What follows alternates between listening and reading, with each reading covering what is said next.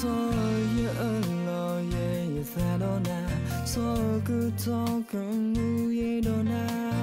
te na dura te ya dura ita e go kla lunu poko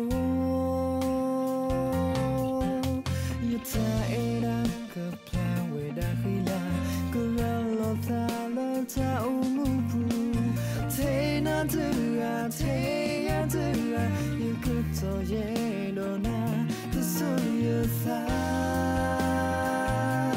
ta e si go we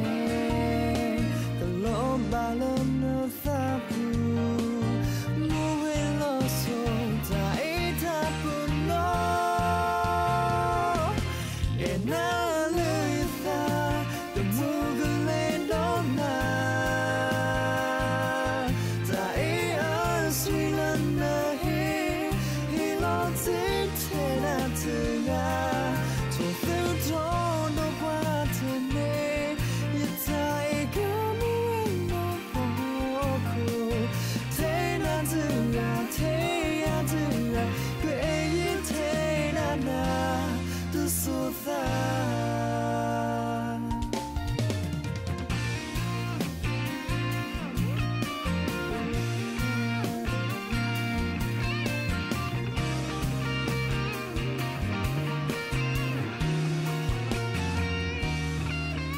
so you lo ye sadona so good talk nu ye dona te na dura te ya dura ita e go kla lunu poko ita e na ka plan we da khila ka lo sa la ta umu pu te na dura te ya dura you could talk ye kle lo na ta e si go we the lo ba we lo lo so ta e ta pu no e na lu ta the talk le no na ta e si lo yo he lo te na tu ga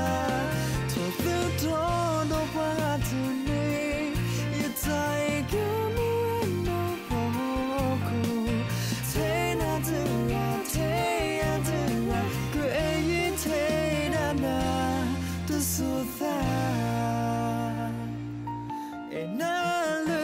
tha ka tong le do na ta e sui lo ya he lo te na tu na to tu no ba tu ne you tai come no poko te na tu ya ku e ye te na tu so tha te na tu ya